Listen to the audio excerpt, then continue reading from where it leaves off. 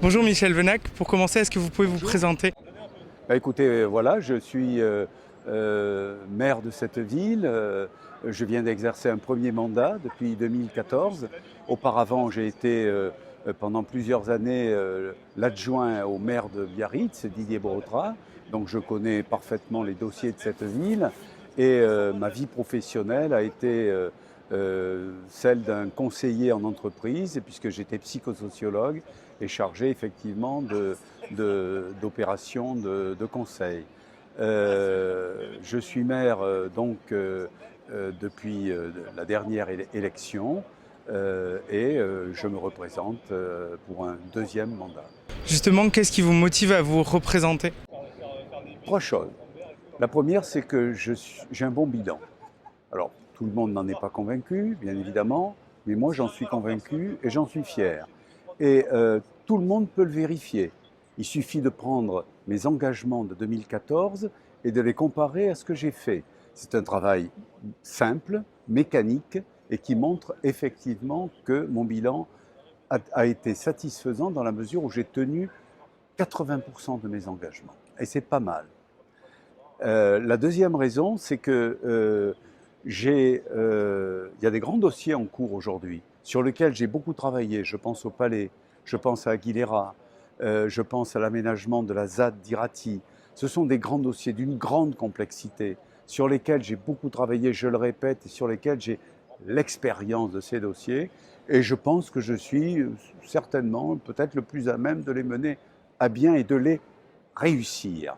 Et enfin, la troisième raison, c'est que ma volonté de servir Biarritz, les Biarros, elle est intacte aujourd'hui et j'ai envie donc de prolonger ce service aux Biarros et à ma ville.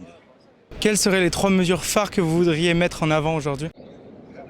Écoutez, première mesure, faire de Biarritz une ville exemplaire dans l'enjeu de la transition écologique et énergétique. Ça, c'est la première chose.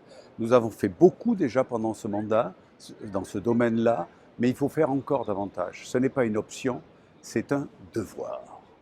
La deuxième chose, c'est continuer la production de logements sociaux. Nous avons créé 500 logements, un peu plus même, programmés ou réalisés pendant ce mandat. Il faut continuer. Il y a 1400 familles biarrotes qui attendent de se loger dans leur ville. C'est la deuxième chose. Et la troisième chose que je mettrai en priorité, c'est effectivement pour le rayonnement de notre ville, entrer dans l'âge de l'économie bleue, du défi océan, qui pour moi est vraiment un dossier d'avenir pour nos enfants et pour nos petits-enfants. Quelles seront vos mesures ou prérogatives autour du Biarritz Olympique? Autour du Biarritz Olympique, nous sommes en pleine discussion aujourd'hui. Vous savez que le 12 février prochain, le conseil municipal va avoir une délibération sur le sujet.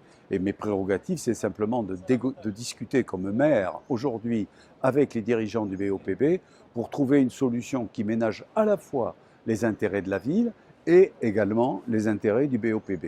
Et parmi les intérêts de la ville, il y a le fait que ce club ne disparaisse pas, parce que c'est un élément de cohésion sociale important et parce que c'est également un élément de rayonnement de la ville.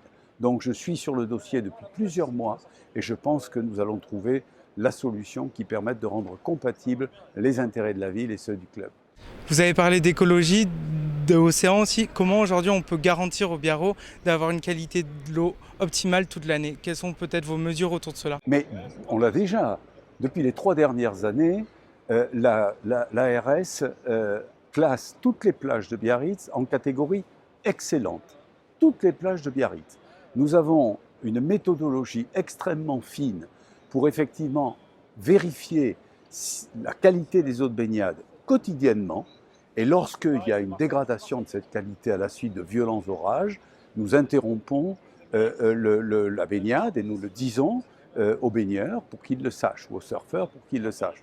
Mais sur la totalité du temps, en 2019, sur la totalité du temps où les plages étaient ouvertes potentiellement, nous avons eu plus de 95% d'ouverture des plages. Donc vraiment aujourd'hui, nous avons sur cette question de la qualité des eaux de baignade, je crois que nous avons des résultats qui sont des résultats optimum. Ceci dit, il faut toujours poursuivre les choses. C'est ce que nous faisons. Il faut sans doute encore travailler sur un assainissement encore meilleur.